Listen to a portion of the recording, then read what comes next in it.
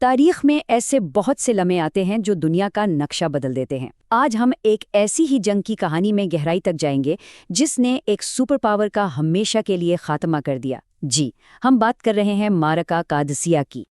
کبھی سوچا ہے کہ کیا ایسا ممکن ہے کہ صرف ایک جنگ، ایک ہی فیصلہ کن لڑائی، صدیوں پرانی مضبوط سلطنت کی بساط لپیٹ دے؟ جی ہاں، بالکل۔ اور آج ہم جس جنگ کی بات کر رہے ہیں اس نے بالکل یہی کیا۔ اس نے پارس کی عظیم ساسانی سلطنت کو ہمیشہ کے لیے تاریخ کا حصہ بنا دیا۔ اچھا، تو سوال یہ پیدا ہوتا ہے کہ آخر نوبت یہاں تک پہنچی کیسے؟ مطلب دو اتنی بڑی طاقتیں آمنے سامنے کیسے آ گئیں؟ چلیں ذرا اس کا پس منظر دیکھتے ہیں۔ تو بات ہے 7ویں صدی عیسوی کی۔ اس وقت کی دنیا میں دو سپر پاورز تھیں۔ ایک طرف تھی رومی سلطنت اور دوسری طرف مشرق میں فارس کی سسانی ایمپائر۔ لیکن نبی کریم صلی اللہ علیہ وسلم کے وصال کے بعد عرب کے صحرا سے ایک نئی طاقت ابھر رہی تھی، اور وہ تھی مسلم خلافت۔ اور دیکھتے ہی دیکھتے 636 عیسوی تک یہ نئی طاقت فارس کی سرحدوں پر دستک دے رہی تھی۔ اب ظاہر ہے ٹکراؤ تو ہونا ہی تھا۔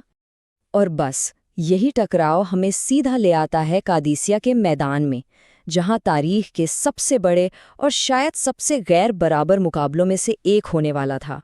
ذرا فوجوں کی تعداد پر ایک نظر ڈالیں۔ ایک طرف فارسی فوج، 50,000 سے بھی زیادہ سپاہی، ایک بہت بڑا لشکر، اور دوسری طرف مسلم فوج، صرف 30,000۔ یعنی اگر صرف تعداد کو دیکھیں تو یہ جنگ شروع ہونے سے پہلے ہی ہاری ہوئی لگ رہی تھی۔ اچھا، فوج تو ایک طرف، لیکن اصل مقابلہ تو کمانڈروں کا ہوتا ہے نا؟ مسلمانوں کی کمان سنبھالے ہوئے تھے حضرت سعد بن ابی وقاص، ایک بہت ہی تجربہ کار اور جید صحابی۔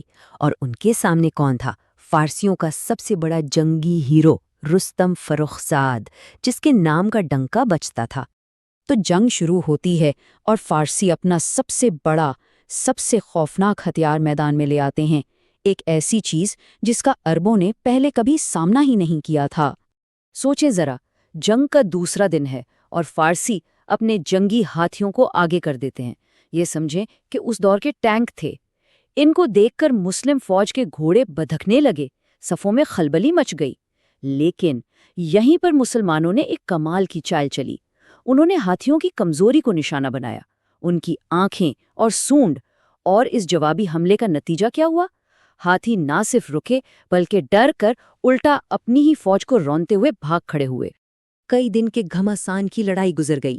اب جنگ کا فیصلہ ایک رات پر ٹکا تھا، ایک لمبی، تھکا دینے والی فیصلہ کن رات، جسے تاریخ میں ایک خاص نام سے یاد کیا جاتا ہے، لیلۃ الحریر، یعنی شور کی رات۔ لیلۃ الحریر، اس نام سے ہی اندازہ ہو جاتا ہے کہ وہ کیسی رات ہوگی۔ ایک ایسی رات جہاں تلواروں کی جھنکار اور زخمیوں کی آہیں، بس یہی شور تھا جو صبح تک نہیں رکا۔ یہ ایک لامتناہی رات تھی، اور اسی رات میں اس جنگ کی اور ایک سلطنت کی قسمت کا فیصلہ لکھا جا رہا تھا۔ اور پھر اسی رات کے اندھیرے اور افراتفری میں وہ ہوا جس نے جنگ کا پانسا ہی پلٹ دیا۔ فارسی فوج کا کمانڈر رستم مارا گیا، اور جیسے ہی یہ خبر پھیلی، فارسی فوج کی ہمت جواب دے گئی۔ کمانڈر کے بغیر لشکر تتر بتر ہو گیا۔ تو اس ایک رات کا، اس ایک موت کا نتیجہ کیا نکلا؟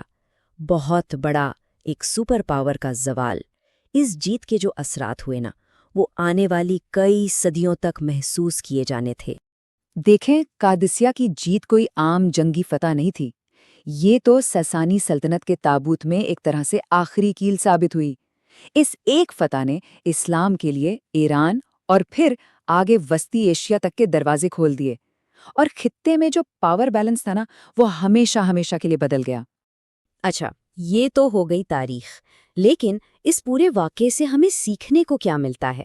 آخر یہ جنگ آج بھی ہمارے لیے اتنی اہم کیوں ہے؟ کیونکہ اس میں کچھ بہت گہرے سبق چھپے ہوئے ہیں۔